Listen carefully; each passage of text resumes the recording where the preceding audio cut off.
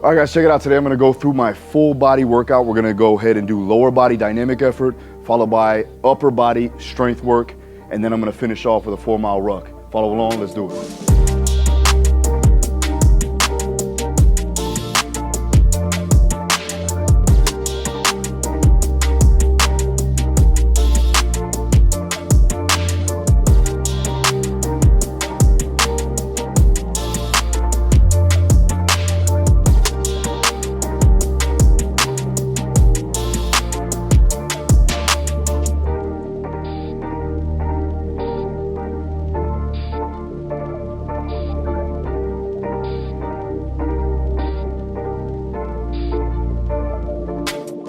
All right, first exercise, we got the tall kneeling pop-up box jump, the fun 30-inch box.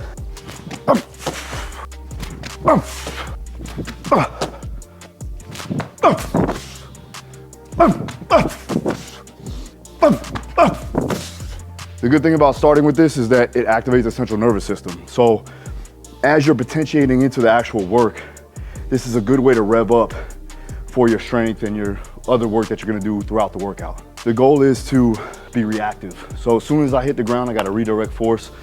It's a good plyometric activity, meaning it's gonna enhance tendon stiffness and elasticity. It's gonna enhance explosive power, right? So I'm doing it in different directions, different planes of motion. These particular movements are really good for combat sports, especially grapplers. As you can see, it's almost like a double leg takedown. As I'm flaring, right, I'm pushing off, then extending my hips and finishing off the shot.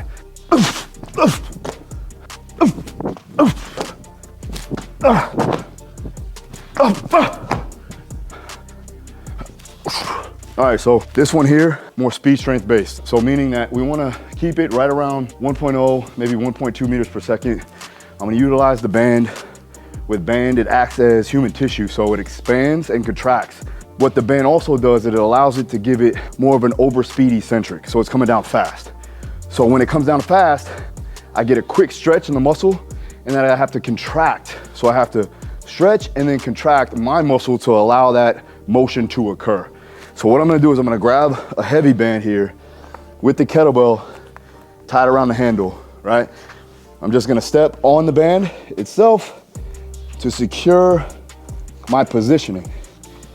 Right, now from there, same concept applies with any kettlebell swing, right? I'm gonna hike it through my legs, I'm gonna pop it through, extend my hips, extend my legs. Locking out my lats, okay, making sure that my upper back doesn't round. This is gonna be 5 repetitions, so it's gonna be rapid fire.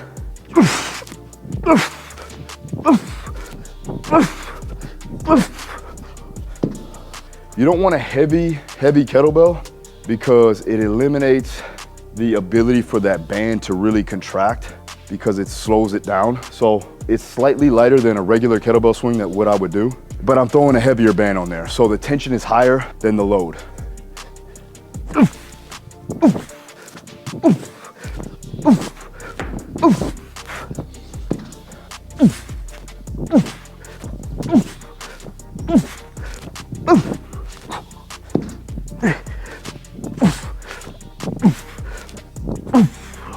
All right, moving on to strength. All right, so now Viking press. I love the Viking press, the 45-degree press. Typically, a lot of guys lack the ability to go overhead. So this is a good way to still get somewhat of a pressing motion overhead to a degree in that 45-degree range. I have a slight pec issue, so I'm not gonna bench, but the 45-degree or Viking press is something that we can segue into and do this more frequently with higher intensity without risk of injury.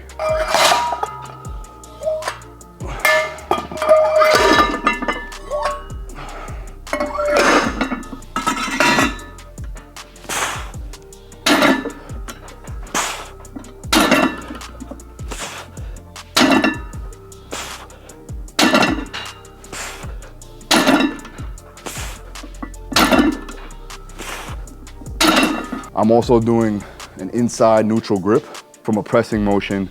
This is similar to what I'm gonna be doing when I'm grappling. And it's working anterior delt, it's working tricep, it's staying away from the pecs too much. If I went out here, you're gonna do a little bit more, you're gonna hit a little bit more pec minor with the anterior delt. So I'm gonna stay inside. I'm gonna really work this inside neutral position. I'm also trying not to use my whole body. I'm just trying to use my upper body only, but still maintaining position. So I have to create stiffness in my lumbar spine, meaning I have to create intra-abdominal pressure around my lumbar spine so that I can maintain a good posture as I go to press and I don't get too extended. Goal is to get 6 reps. 6 reps.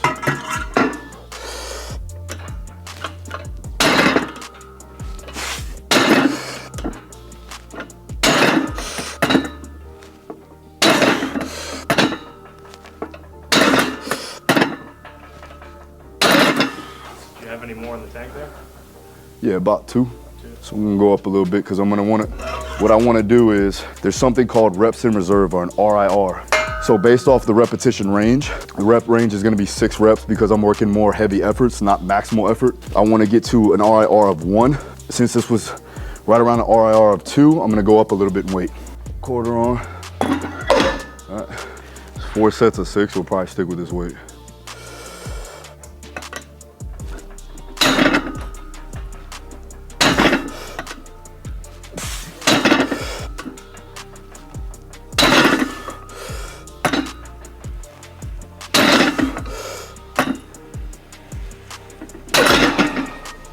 Yep, that's RIR 0.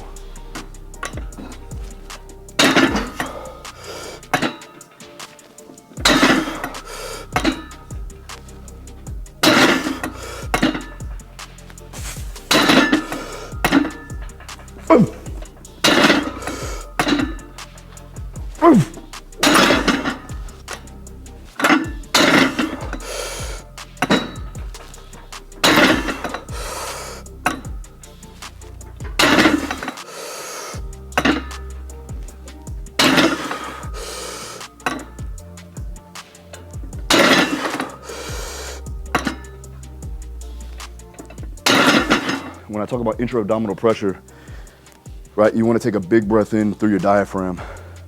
And what that's going to do is that's going to create stability in your lumbar spine. So you take a big breath in, nasal breath in so you can breathe through the diaphragm, create expansion in the rib cage, 360 degrees around that lumbar spine all the way through. And then you want to brace your core like someone's going to come give you a body shot. What that's going to do is that's going to maintain your posture as you go to do your movement, right? So the heavier the load, the higher the intra-abdominal pressure.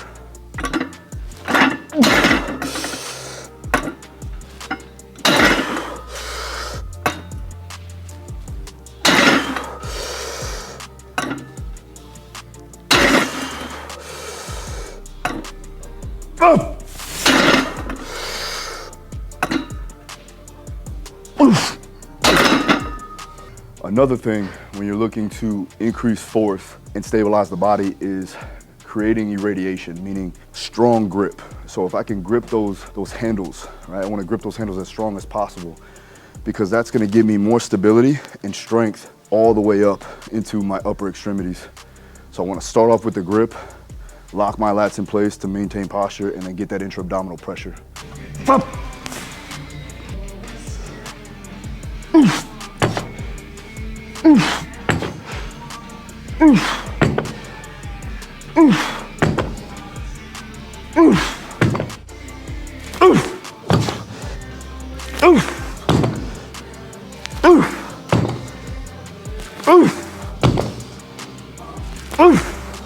So this is like what we call a croc row, or even like a single arm pendlay row. Also giving it a little bit of rotation too as well. So working the transverse plane, working the abdominals, working the obliques, but mainly the lats, biceps, and forearms. And then as I roll it up, pull my elbow high, and then looking at the dumbbell and bringing it down. This is more for strength, not for hypertrophy.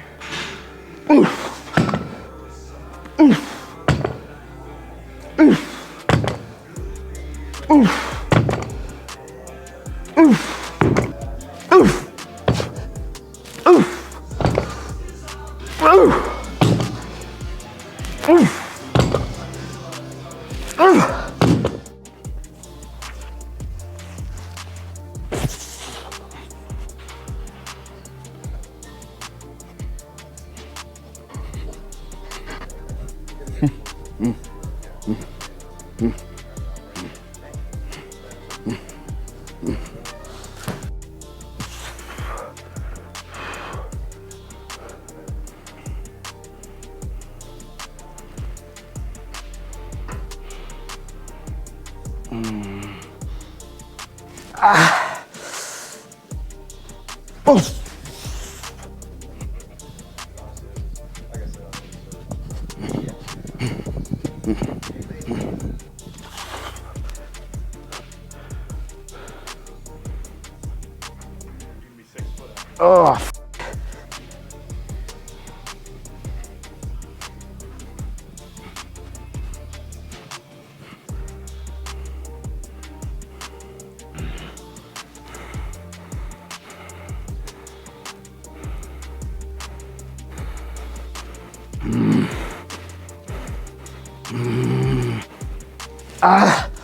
Okay, so I've been training for 60 minutes and now I'm gonna go right into a 4-mile ruck. And the reason why I'm doing that is because I wanna do it while I'm slightly compromised because of the amount of volume that I'm gonna have to go through each day. I gotta do 20 miles a day. So I'm gonna go ahead and take a little bit of battle tested, 1 scoop, because I'm reaching that 60-minute mile mark. So it's almost like an intra workout now. And then the 4 miles is gonna take me somewhere around an hour to finish. So that's a 2-hour training session. So again, we gotta refuel, rehydrate in the meantime.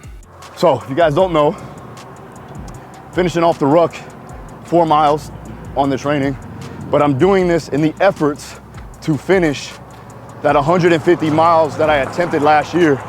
So I did 51 miles and ended up putting myself in the hospital. And what ended up happening was I ended up getting rhabdomyolysis, just a breakdown of muscle to the point where I went into kidney failure. And there was a large amount of things that went wrong. So that's why we want to make sure that we perfect it. And so I'm going to finish off the 150 miles. I did 51, I'm going to finish with 100. So we're in the process now of getting back to it. So first week of December, we're going to be raising money to donations through what's called Team RWB. It's Team Red, White, and Blue. Now this foundation is for military veterans. Once they get back from duty, right, they don't know exactly, sometimes they don't know what to do. Maybe they don't have the support. So Team RWB gives them that support. So we're gonna go ahead and support them and try to raise as many funds as possible so that we can help as many military veterans as possible. So throughout this process, it's a deeper why. It's not just me. Obviously, I would love to test myself physically and mentally, but also we're doing it for a greater cause. And like I told Caleb, when God gives you the abilities, you need to go through it. The purpose that I have is to help others. So if I have the physical capabilities and I have the right team around me, we can make that possible. Because if I don't do that, then I'm not fulfilling God's purpose.